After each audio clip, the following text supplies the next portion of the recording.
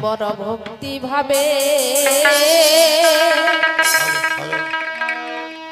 ডাকি দয়া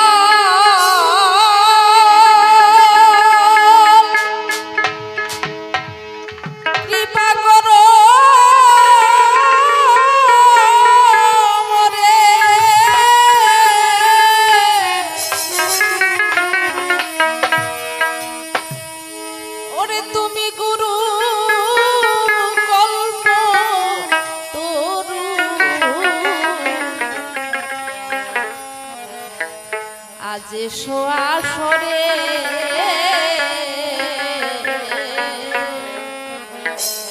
বড় ভক্তি ভাবে ডাকি দয়া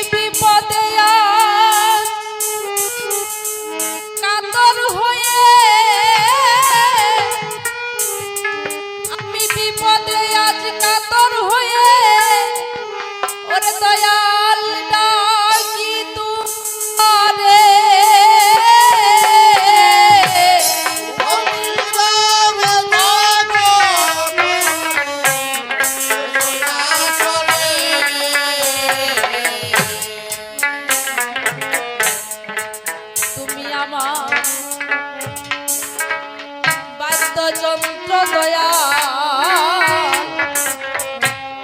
তুমি আমার তুমি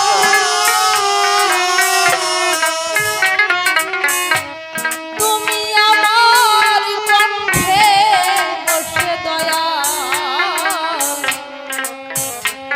কর মধুর গান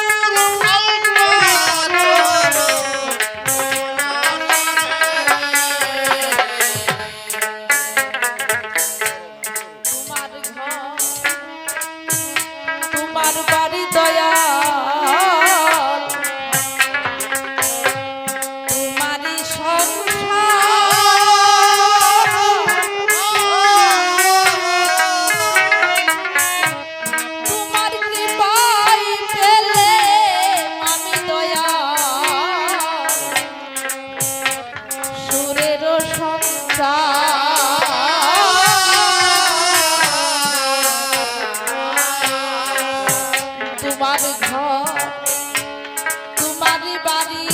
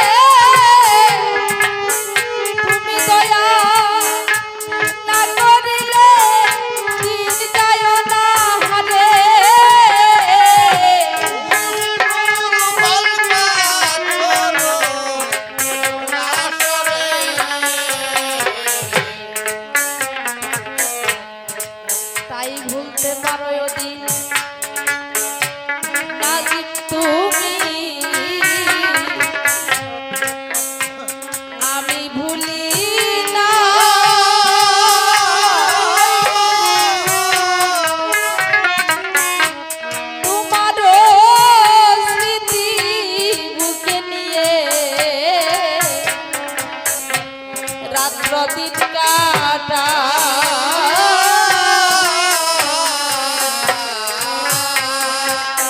তাই ভুলতে পারো যদি নাজিম তুমি আমি ভুলি না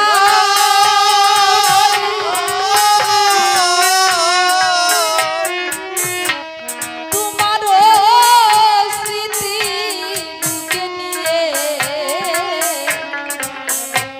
রাত্র দিন কাটা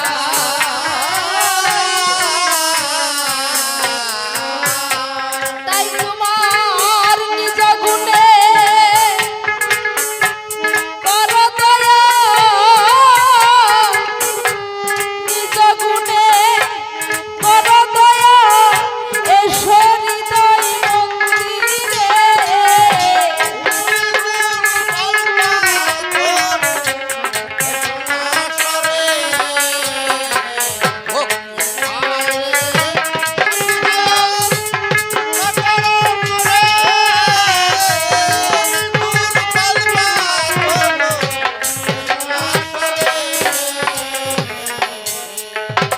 বন্দী মা তাগির বাণী বাণী শব্দ ব্রহ্মা স্বরূপিণী বাগদেবী অক্ষর স্বরূপিণী হলস্বর অধিষ্ঠাত্রী জ্ঞান বুদ্ধিবিদ্যা ধাত্রী ভাষা কথা বাক্য বিনোদিনী প্রস্ফুট পঙ্কজ পরি বিরাজে বা সরস্বরী শত পদ্ম চরণ সরোজে রতন নপুর পাই কিবা সাজে আছে তাই মণিময় মঞ্জির বিরাজে শুক্ল ভূষা শুক্ল বেশা দেবী শুক্লে বস্ত্রে ভাষা শুক্লে প্রীতি শুক্লে সরস্বতী চন্দন চর্চিত গায়ে কুমকুম কস্তুরী তাই নাশগ্র ধুলগজমতি বেদ বুদ্ধি বিদ্যাহীন আমি মাগো অতি দিন কর মাতা দিব্য দৃষ্টি দান আমি মাগো অজ্ঞানতি নাহি জানো স্তুতি কৃপা দুষ্টে নাশ মাজ্ঞা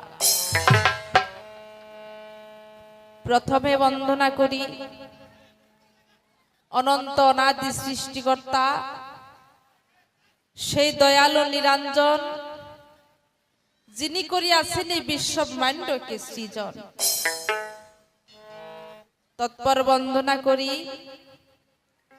যিনি হলেন ভবপারের কাণ্ডারী জগৎপূজ্য মহাপুরুষ সে আমার দয়াল নবীর চরণ দুখানি যিনার চরণের ছোঁয়া লেগে হয়ে গেছে আল্লাহর আরশ নুরানি তৎপর বন্দনা করি আমার মাতা পিতার চরণ ধরি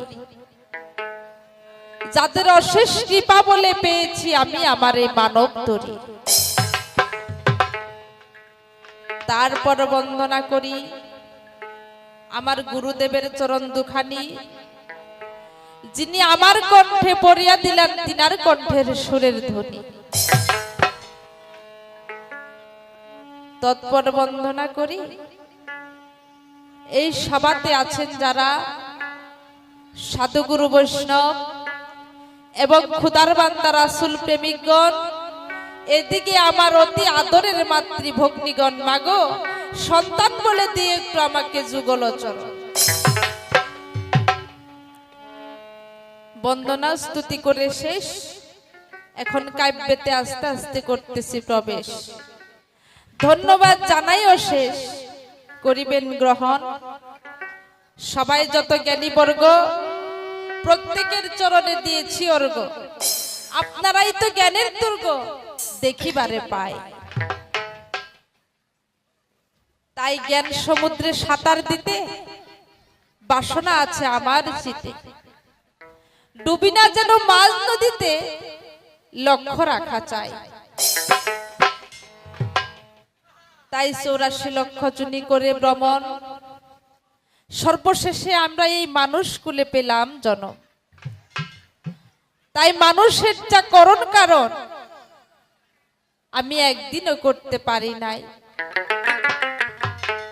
বাল্য শৈশব যৌবন গেল মাথার কালো চুল সাদা হলো এবার দেশে যাওয়ার সময় হলো বেলা বেশি নাই তাই যখন গুরুর দরবারে যাই ডেকে ডেকে আমার দয়াল গুরুকে জানাই হে দয়াল এই যে ছোটবেলা থেকে পাপ করতে করতে যে আমার সর্বঙ্গ পাপে যারা জীর্ণ হয়ে গেছে এখন আমি এই পাপের ভাড়া কার গাটে বিরাই। তাই আমার দয়াল ডেকে ডেকে বলে, আমার ঠাই মারে, এই পাপের দেহ ধৌত করতে হলে একটি জায়গা আছে। সেই জায়গাটা হলো জানিস, যদি কোন রাসূল প্রেমিক ভক্তে দয়া করে তোর গায়ে একটি লাথি মারে, দেহের পাপ যাবে সেরে ভাবনা কিরে আর। তাই বলে মনোরঙ্গে একমাত্র সাধু সঙ্গে চরণ তুলে দিবেন অঙ্গে, দয়া হবে যার।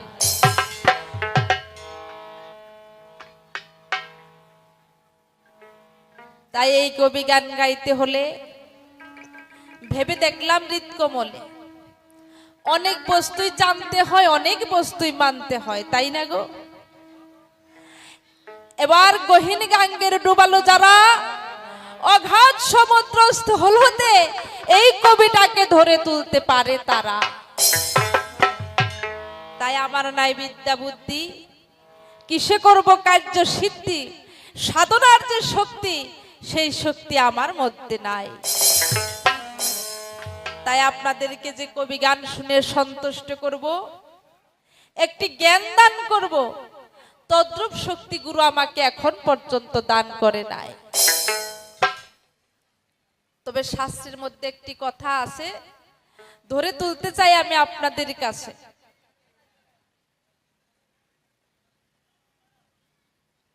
কোন রাসূল প্রেমিক ভক্তে যদি দয়া করে, অসম্ভব কি জানি সম্ভব হতে পারে।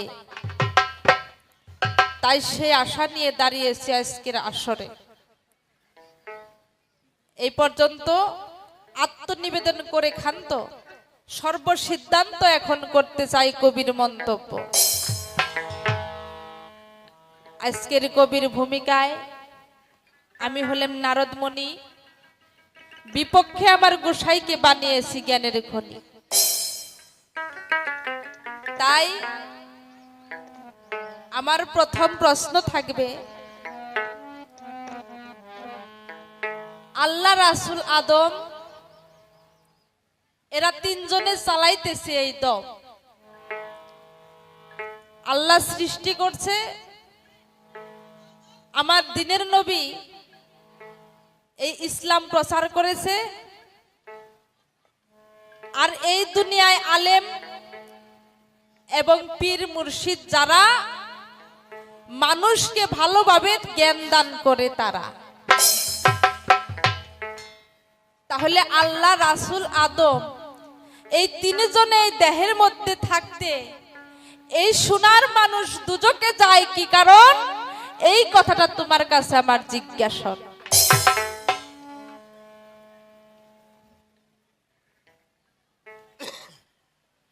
আরেকটি প্রশ্ন করি দান, দয়াল দেবে তুমি সমাধান। একই স্রষ্টার সৃষ্টি, কেন দেখতে পাই এমন কলাকৃষ্টি? কেউ বাস করে অট্টালিকায়, আবার কেউ বাস করে বৃক্ষতলায়। কেউ অন্ন খাওয়ার জন্য মানুষ পায় না, আবার কেউ অন্ন খাবার জন্যই পায় না। তাহলে এক আল্লাহই তো সৃষ্টি করেছে। কেউ ধলা, কেউ কালা, আবার কেউ বুবা, আবার কেউ ন্যাংরা। তাহলে এই এক আল্লাহ সৃষ্টি করছে, তাহলে এই দুনিয়ায় এসে ভিন্ন ভিন্ন রকম কেন দেখতে পাই? এই কথাটাই তোমার কাছে আমি জানবার জন্য চাই।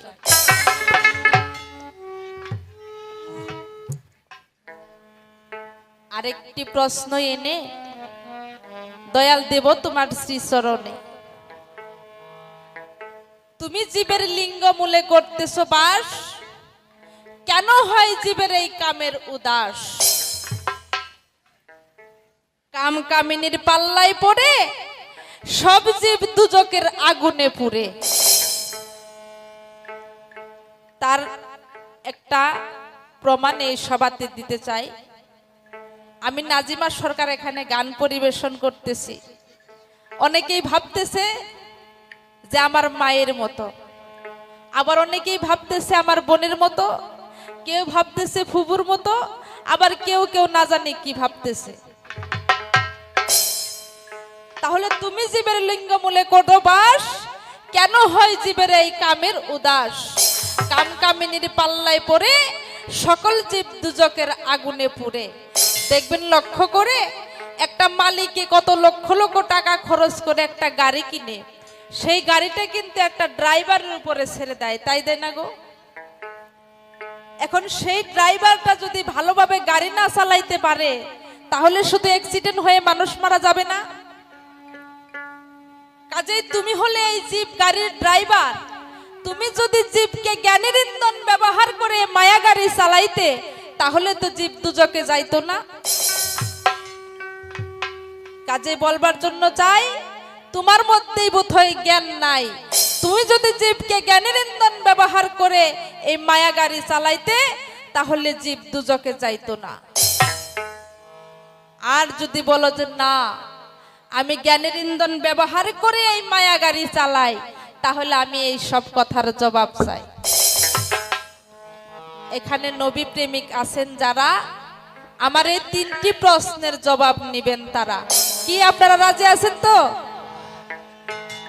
যা হোক, আর বেশি প্রশ্ন করব না, রাত্রি অনেক হয়ে গেছে। তো এবার গানের সুর দিয়ে আমি আবার কিছু কথা আলোচনা করতে চাই।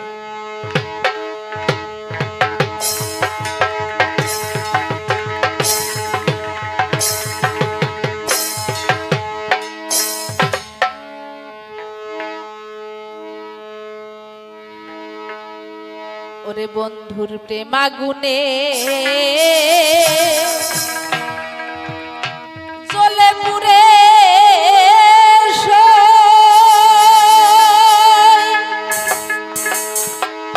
আমি চাই যদি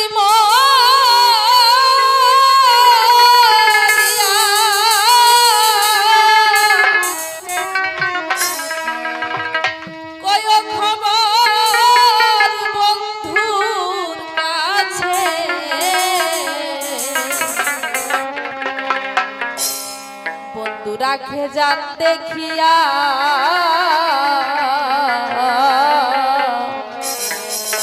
বন্ধুর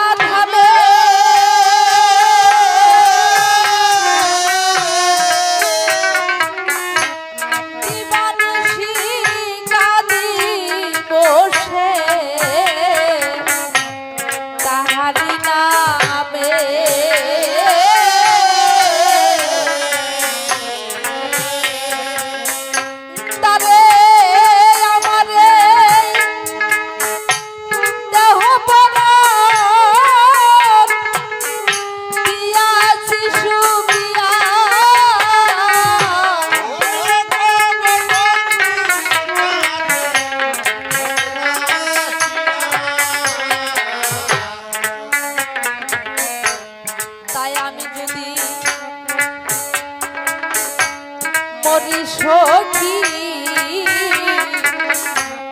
বলি যে তোমারে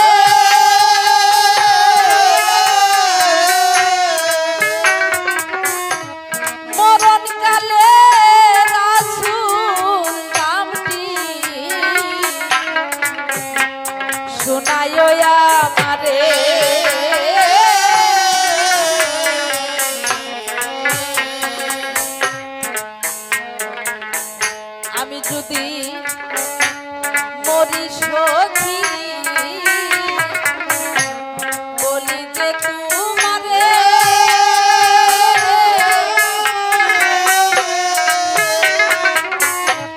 মরণ কালে রাসূল নামটি শোনায়ো আমারে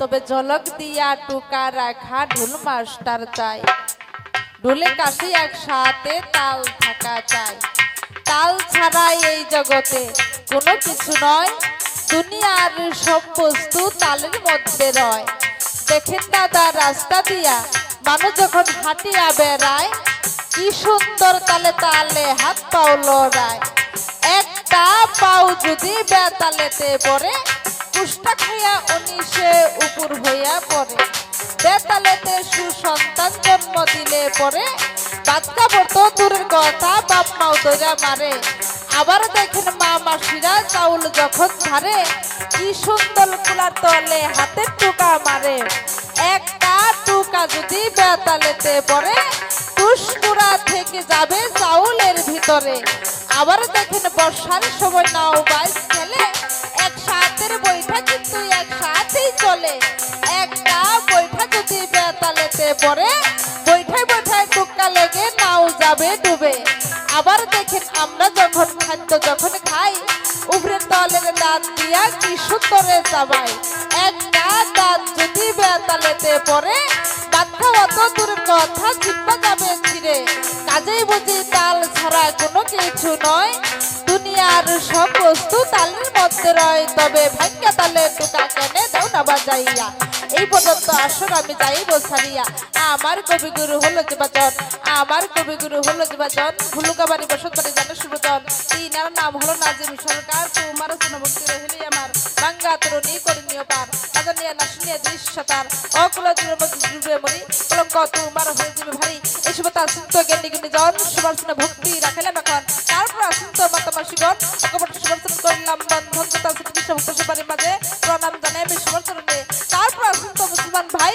সুবর্ষণে আমি সালাম দিয়ে যাই তুমি সালাম দিয়ে কালাম করবো না বৃন্দ আপনাদের তো হব কবি গান গাওয়া এই পর্যন্ত বলে আবার আসর দিলাম ছাড়ি দেখি আবার উনি এসে কোন কথা